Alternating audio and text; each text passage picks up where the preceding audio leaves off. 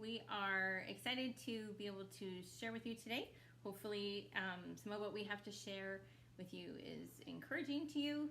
But I guess maybe we should start by telling you who we are. We are Mark and Karle Weiderick.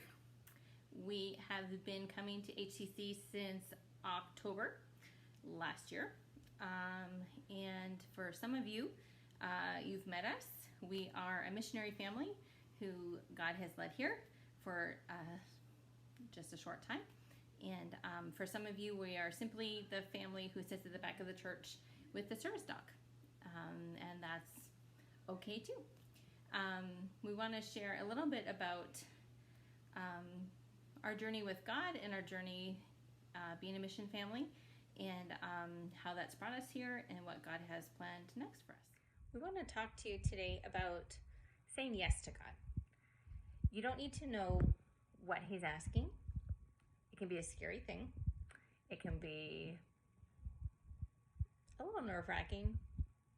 But when you know God and you know He's a good God and you know He's a good Father and you know that He has your best and you know His plans are higher than your plans, it's a lot easier to jump in. We don't always get to see what's even around the corner. Sometimes God just wants to know if you're in with Him, if you're willing to jump, if you're willing to trust. And that's what we want to talk about, how God has used our yeses to guide our family, how He's using our yeses to continue guiding us. And we just want to encourage you guys to learn to say yes if you haven't already. And for me, it actually started back in my third year of Bible college, and where we were challenged about saying yes to God. And that was a pivotal moment. I wrote it in my Bible. I still have it there. It was in October, and didn't know what we were saying yes to or what I was saying yes to, but that wasn't the point. It was about, again, just saying yes to the unknown that He might be calling me to at some point. And so I didn't know what it was, but it was exciting, a little bit unnerving, but that was okay. And so that's what kind of got me started. A bit of a story about back in 2015. Karle and I had good jobs in Saskatchewan. We were being paid more than either of us ever had been. Not that they were well-paying jobs, but for us they were, considering we'd always been in ministry, and that's what we were doing then as well. And despite my yes back in Bible college, like I mentioned, the one thing that I was always uncomfortable with, or even maybe somewhat opposed to, was living on financial support of others. And so God presented an opportunity for us to move to Northern Alberta, to join a camp under One Hope Canada, like Camp Livingstone is under. But it required that we live at least half of our income off financial support from others. And that was a kind of a pivotal point for me, and a pivotal yes on my journey of obedience and taking a leap that was really uncomfortable.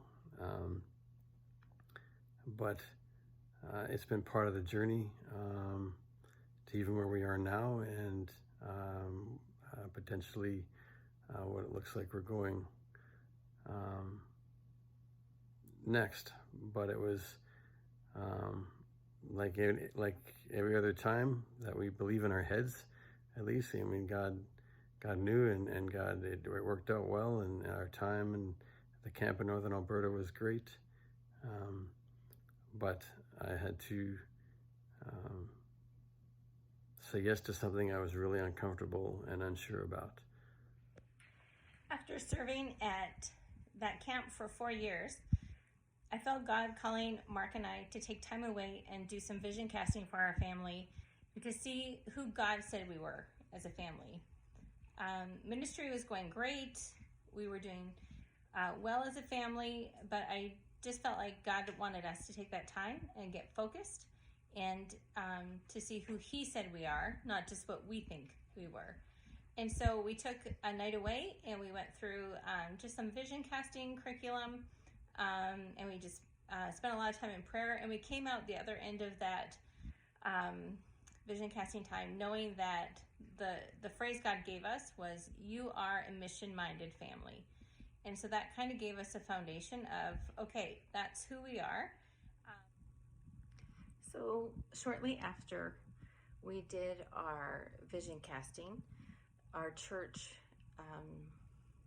felt called that it was time to do a fast as a church body. And so our family, due to different health reasons and the fact that we have 3 kids, we didn't do a full day food fast, but we did do lunches as a family. And it was just a really special time as a family to get into the Word and pray through and see what God was speaking to us as a family. And it was neat to see the kids get breakthroughs on really seeking out what they wanted, what they felt like God was asking for us.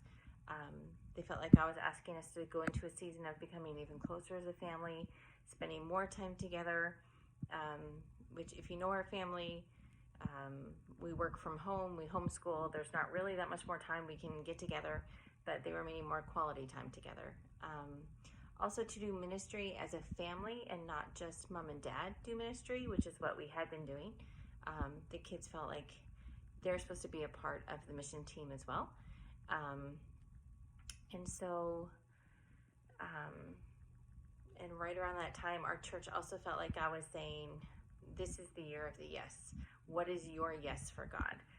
And so the whole family jumped in, both feet, with, yes, God, we will go wherever you ask us to go. We will stay wherever you ask us to stay. We will do whatever you ask us to do. We just want to be where you want us to be, whatever that looks like. And then they also asked for acronyms of what our yes was. And Mark's felt like his was yet expect salvations. Brody's was youth encouraging seniors. And mine was yield everything and see. And things all of a sudden started moving. And 4 months later, through a whole big other story, we ended up seeing that God was asking us to take kind of a sabbatical from the camp we were at and join YWAM and do a family DTS on their base in Kona. And so we packed everything up literally as soon as camp was done. We finished everything up. We had a retreat. The next day we loaded up the van. We headed for Hawaii, and we did 3 months of school there, where we did learn so much more about being a missionary family.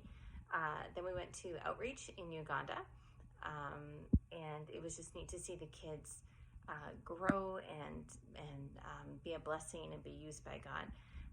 We were always concerned, because our oldest son does have autism, that doing something like this, going to a big base, going on missions, was going to be something not in the cards for our family.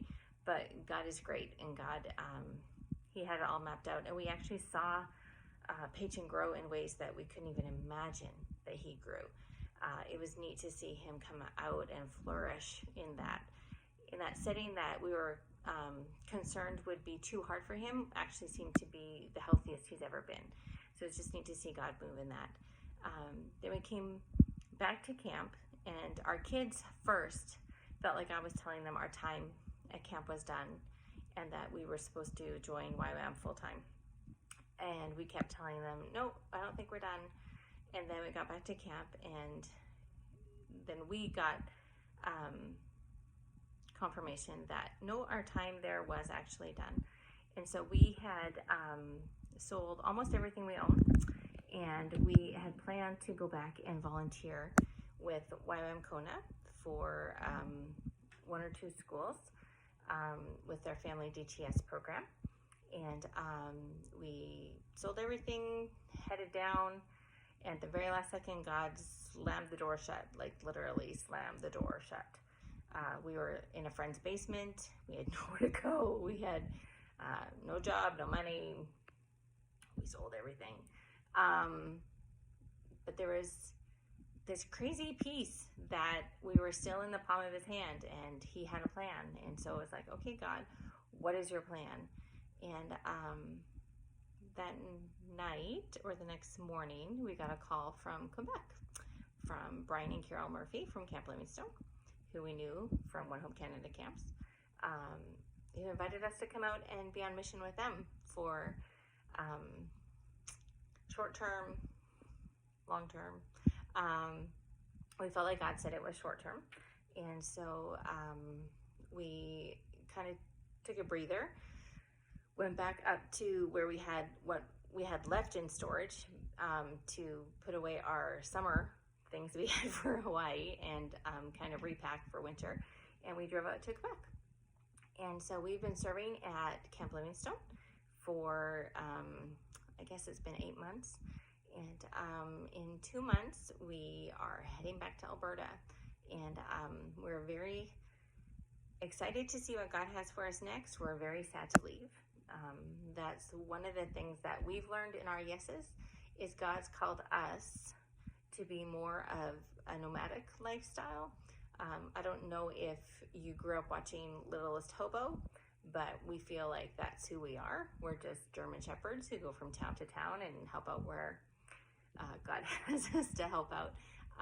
One scripture that's been spoken over us a lot is, for such a time as this. And it seems like that's kind of what God does. He brings us in for a season, and then he sweeps us out to the next place. And it's good. It's hard, but it's good. And so right now, our plans are to head to Harpenden, England, at the YWAM base there, to serve with our Mission Adventures team. However, there's this great thing we have going on called COVID right now that has closed down the visa offices. So we still have to go back to Alberta by the end of August. But depending on what goes on with the visa offices, we'll either be going to England in September or looking for another ministry to take part of in Alberta until we can go to England in January. So in all of this, as Mark said last time, he spoke that God asked him to take a leap of faith and jump into 50% support. And now we are on 100% support. And God has been gracious and good, and he's met our needs. Let's hear from the Weiderick boys now. Does this thought of saying yes to God without knowing what he's asking you fill you with dread or excitement or a little bit of both? Are you afraid he's going to send you to Africa? Why is everyone afraid to go to Africa? It's cool when you do what Jesus asks you to do, and then he'll provide for you, even though sometimes it may be kind of last minute, but it's also kind of cool to see the different ways he can provide for you. Those two. Some things that are fun are going to new places, seeing new animals, making new friends, and stuff like that. And just because our yes has us moving to different ministries around the world, that doesn't mean that's what your yes will be. It could be. God may be asking you to uproot and to join him in different places that he sends you. Or he may be asking you, like many others we know who have answered God's call of yes, and he's asked them to stay where they are. He's asked them to put deeper roots, to maybe broaden into new ministries, to bloom where he has them. Don't be afraid to say yes. It is a blessing. The road is not always smooth. There are bumpy patches, and sometimes it hurts a little, and sometimes it hurts a lot. But it's worth it, and it's so good. When you're in the palm of his hand, yes is worth it.